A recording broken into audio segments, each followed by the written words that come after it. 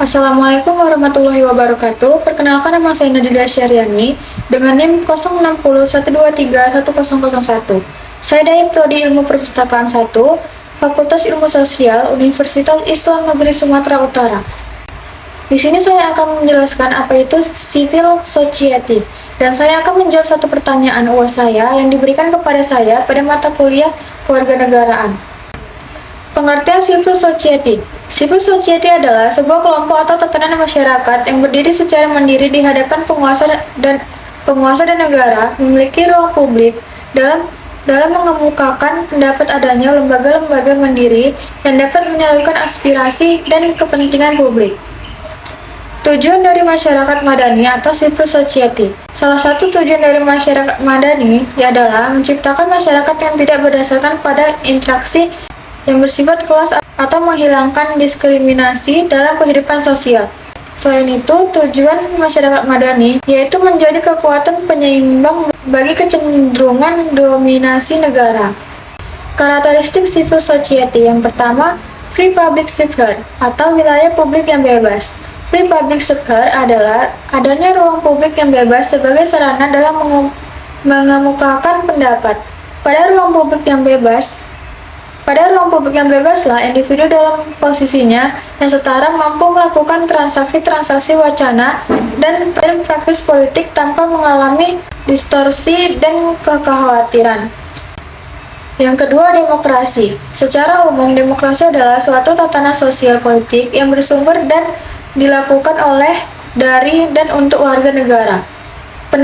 Penekanan demokrasi atau demokratis di sini dapat mencakup sebagai bentuk aspek kehidupan seperti politik, budaya, sosial, pendidikan, ekonomi, dan sebagainya. Yang ketiga, toleransi. Toleransi adalah sikap saling menghargai dan menghormati perbedaan pendapat. Masyarakat madani menghajatkan sikap-sikap toleransi, yakni kesediaan individu-individu untuk menerima beragam perbedaan pandangan. Yang keempat, pluralisme. Kemajemukan atau pluralis merupakan persyaratan lain bagi civil society. Namun persyaratan ini harus benar-benar ditanggapi dengan tulus ikhlas dari kenyataan yang ada. Karena mungkin dengan adanya perbedaan wawasan akan semakin bertambah. Yang kelima, keadilan sosial. Keadilan dimaksudkan untuk menyebutkan keseimbangan dan pembagian yang proporsional terhadap hak dan kewajiban setiap warga negara dalam sebuah aspek kehidupan. Pilar penegak civil society. Yang pertama, lembaga swadaya masyarakat. Membantu dan memperjuangkan aspirasi dan kepentingan masyarakat yang tertindas. Selain itu, LSM juga mengadakan pelatihan-pelatihan dan sosialisasi program-program pembangunan masyarakat. Yang kedua, FIRST.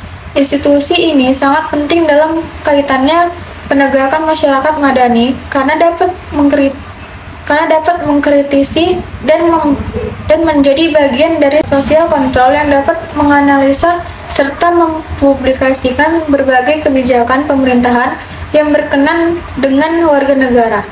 Yang ketiga, supremasi hukum.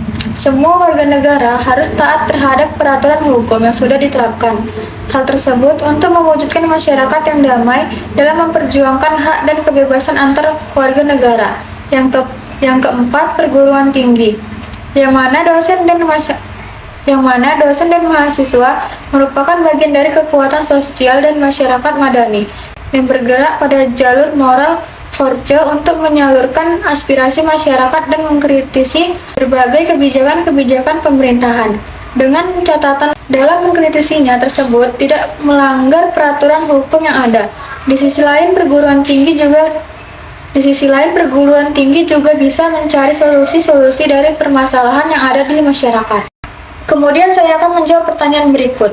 Mengapa civil societies dikekang di Indonesia versus apa solusi yang tepat menurut saudara? Sejarah awal gerakan civil society di Indonesia dapat dilacak hingga masa kolonialisme, termasuk organisasi seperti Syarikat Islam, Perhimpunan Indonesia, NU, dan Muhammadiyah. Otonomi versus kekuatan di era reformasi. Civil society yang semula otonom terkadang teroptasi oleh negara ketika intelektualnya berada dalam kekuasaan. Intelektual civil society sering menunjukkan sikap inkonsistensi antara nilai dan aksi. Beberapa faktor membatasi peran civil society di Indonesia termasuk regulasi yang ketat, tekanan politik, dan ketergantungan pada sumber dana eksternal.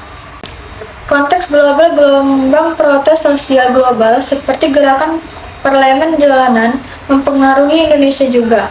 Contohnya termasuk protes di Prancis, Hong Kong, Thailand, Amerika Serikat, dan Chili. Pertama, masa depan demokrasi di Indonesia sangat ditentukan oleh terwujudnya civil society, yaitu masyarakat dalam negara yang di dalamnya terdapat asosiasi-asosiasi sosial yang mampu mengisi ruang publik antara masyarakat dengan negara serta berinteraksi dengan negara secara independen, baik secara individu maupun kolektif.